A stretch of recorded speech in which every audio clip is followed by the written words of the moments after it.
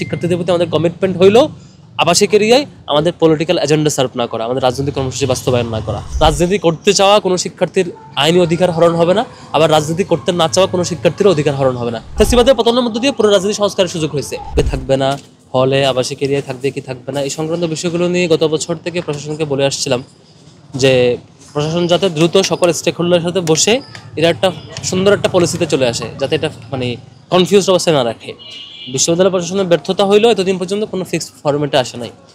তা সত্ত্বেও ছাত্র শিবিরের দায়িত্বশীল জায়গা থেকে আমরা ঢাকা বিশ্ববিদ্যালয়ে ক্যাম্পাসে আমাদের ছাত্র কল্যাণমূলক কর্মসূচি এবং রাজনৈতিক কর্মসূচি জারি রাখলেও হলগুলোতে আমরা কোনো ধরনের রাজনৈতিক কর্মসূচি জারি রাখি নাই। হল এরিয়া আবাসিক এরিয়ায় আমরা সকল ধরনের রাজনৈতিক কর্মকাণ্ড থেকে আমরা নিরাপদ রেখেছিলাম। আমাদের দিক থেকে আমাদের আয়োজনে আমরা সকল কার্যক্রম ইউনিভার্সিটির মধুর ক্যান্টিন, টিএসসি বা এই কেন্দ্রগুলোতে করেছি। আর শিক্ষার্থীরা যেহেতু আবাসিক হলে থাকে, যেমন ধরেন আমি একজন শিক্ষার্থীকে শিক্ষাবৃত্তি দেবো, শিক্ষাবৃত্তি পৌঁছানোর জন্য তাকে যদি বলি তুমি মধুর ক্যান্টিনে আসো বা টিএসসিতে আসো, এটার চাইতে সহজ হয় তাকে হলে যেয়ে পৌঁছায় দেওয়া।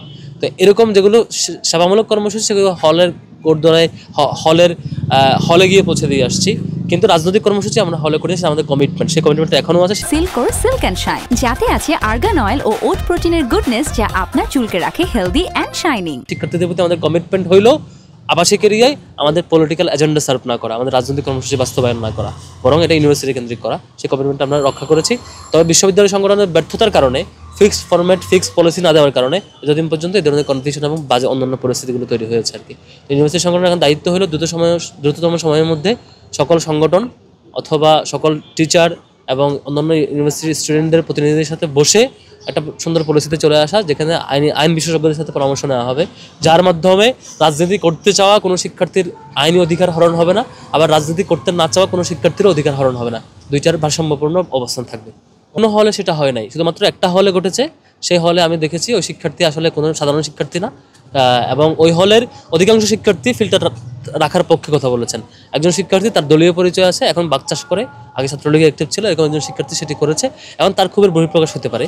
তো কোনো শিক্ষার্থী ব্যক্তিগত ক্ষোভের বহিঃপ্রকাশ ঘটিয়ে এটা টেনে হিস্ট্রি বের করলে আমার সাংগঠনিকভাবে খুব বেশি রিয়েকশন এটা দেখাই নাই আর কি, যেহেতু অধিকাংশ হলের শিক্ষার্থীরা সে ব্যাপারে রাখার ব্যাপারে মত দিয়েছেন। না রাখার ব্যাপারে কোনো হলের যদি সাধারণ সভার মধ্যে দিয়ে শিক্ষার্থীরা বলে যে অধিকাংশ শিক্ষার্থীর চাই এটা থাকবে না, ওরা নিয়ে নেব, সমস্যা নাই, এটা নিয়ে আমরা কনফিউশন নেই। শুরুতে ছোট টিম বলতে একটা ওয়ার্ড শব্দ চয়ন করেছিলাম, সেটা নিয়ে একটা দল বাজে রাজনীতি করতেছেন। যে দলটা ব্যক্তি রাজনীতি করে, যে দলের মধ্যে কোনো স্ট্রাকচার নাই, তাদের কাজ হলো যে দুই একজন মন্ত্রী মিনিস্টার বা দুই একজন বড় ভাই অমুক তমুককে মেনটেন করবে, পাঁচ সাতজনকে মেনটেন করবে, তাদের আরও জুনিয়র থাকবে।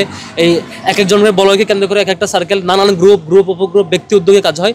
তারা টিম ওয়ার্ক কখনো বুঝবে না, তারা ব্যক্তি উদ্যোগে গ্রুপ পলিটিক্স বুঝবে, তারা বুঝবে হচ্ছে ব্যক্তিগত পলিটিক্স বুঝবে, তারা টিম ওয়ার্ক বুঝবে না।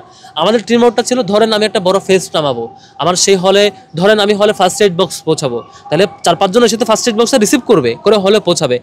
তো ওই এজেন্ডা সার্ভের জন্য ওই স্পেসিফিক ওই 4-5 জনের সেদিনের টিম। ধরেন আমি হচ্ছে ফ্রি হেলথ ক্যাম্পেইন করবো, ওই দিনে ওই হলের শিক্ষার্থীদেরকে ওয়েলকাম করার জন্য 4-5 জনের আমার মিনিমাম একটা টিম লাগবে না, 5-7 জনের। অথবা আমি ওই হলে একটা জিনিস মেসেজ পৌঁছাবো, আমার একটা প্রতিনিধি টিম গিয়ে কথা বলবে, বাইরে থেকে তো কেউ যাবে না, ওই হলের শিক্ষার্থীরা যাবে। যখন যে হলে, যে এরিয়ায় যে স্টুডেন্ট ওয়েলফেয়ার কর্মসূচি আমরা বাস্তবায়ন করেছি, সেখানকার বাস্তবায়নের জন্য তখন যাদের পরীক্ষা ছিল না, ক্লাস ছিল না, তুলনামূলক ফ্রি ছিল আমাদের ম্যান পাওয়ারদের মধ্যে, তাদের সাপোর্টটা আমাদের নিতে হয়েছে। যখন যেই টিমটা ভলান্টিয়ার হয়ে সাপোর্ট করছে সেটাকে আমি টিম বুঝাইছি। যারা টিম ওয়ার্ক বুঝে না, ব্যক্তি পলিটিক্স বুঝে, তারা এটা মর্ম বুঝবে না, এটা বাজে ফ্রেমিং করবে, এটা খুবই স্বাভাবিক। আব্দুল কাদের নাকি আজকে একটা পোস্ট করছে যে হচ্ছে ছাত্র রাজনীতি নিষিদ্ধের জন্য 7ম দফা যে ছিল, সেই 7ম দফাটি আমরা অ্যাড করেছিলাম, বা আমি অ্যাড করেছি বলে, এবং এটা নাকি রাজনীতি নিষিদ্ধ করা ষড়যন্ত্র। এটা হচ্ছে নির্বুধের মতো আচরণ আর কি, অবুঝের মতো কথাবার্তা, যে হচ্ছে অথবা ইন্টেনশনালি দায় চাপানোর কথাবার্তা। এই দফা আমি অ্যাড করেছি, এটা সত্য। কেন অ্যাড করেছি, কখন এর ব্যাখ্যাটা দিয়েছিলাম। 9 দফার ভ্যালিডিটি থাকে 1 দফার ঘোষণার আগ পর্যন্ত। 1 দফা ঘোষণা এবং হাসিনা পতনের মধ্যে দিয়ে 9 দফার ভ্যালিডিটি শেষ। 9 দফা তখন কেন? তখন শিক্ষার্থীরা হলে ছাত্রলীগকে পিটিয়ে বের করছে, ছাত্রলীগের বিরুদ্ধে কঠিন প্রতিরোধ করে করছে। ছাত্রলীগের সন্ত্রাসীরা সশস্ত্র পজিশন নিয়েও শিক্ষার্থীদেরকে দমাইতে পারে নাই। তখন আস্ত ফ্যাসিবাদ ক্ষমতায়, বিশ্ববিদ্যালয়ের ফ্যাসিবাদী প্রশাসন ক্ষমতায়, আওয়ামী প্রশাসন ক্ষমতায়। সেই মুহূর্তে শিক্ষার্থীদের নিরাপত্তার জন্য, শিক্ষার্থীদের সেফটি ফিল করার জন্য কিভাবে শিক্ষার্থীদেরকে নিরাপত্তা দেবো সেই কথা মাথায় রেখে আমরা সত্যন্ত ফাইট করেছি। যেহেতু আওয়ামী ফ্যাসিবাদকে আমরা ভাঙতে পারি নাই, তখনও আমরা হাসিনার পতন হয় নাই, তখনও পুরো ক্যাম্পাস রাজনীতি আমরা সংস্কার করতে পারি নাই, সেজন্য আমাদের এই স্ট্যান্ডে যেতে হয়েছে। এবং এই স্ট্যান্ডের মধ্য দিয়ে আমরা বিশ্বাস করেছি যে ফ্যাসিবাদ পতনের আগ পর্যন্ত শিক্ষার্থীরা এটার মধ্যে দিয়ে সেফ ফিল করেছে। আর ফ্যাসিবাদ পতনের মধ্য দিয়ে তো আমাদের পুরো রাজনীতি সংস্কারের সম্ভাবনা হয়েছে। আমরা 5 তারিখে পরে ক্লিয়ার করেছি যে এই পয়েন্টটা আমরা অ্যাড করেছিলাম শিক্ষার্থীদের সেফটির জন্য, ছাত্রলীগ যাতে আবার ব্যাক করে আমরা শিক্ষার্থীদের উপর টর্চার করতে না পারে সেজন্য। আর ফ্যাসিবাদের পতনের মধ্য দিয়ে পুরো রাজনীতি সংস্কারের সুযোগ হয়েছে। ক্লিয়ার করার পরে এখন এতদিন পরে পোস্ট দেওয়া মানে এটা বোকামি, অথবা ইন্টারন্যাশনাল মিথ্যাচার, অথবা রাজনৈতিক বুদ্ধিশুদ্ধি না থাকার বহিঃপ্রকাশ। এরকম বোকামি করে কোনো লাভ নাই। টাইমলি হবে আমি বিশ্বাস করতে চাই, এবং যে একদিন একটু কনফিউশন তৈরি হয়েছে সেই কনফিউশন দূর করতে একদিনে বেশি লাগার কথা না। ইউনিভার্সিটি প্রশাসন চাইলে সবার সাথে বসে সিদ্ধান্ত নিতে পারে।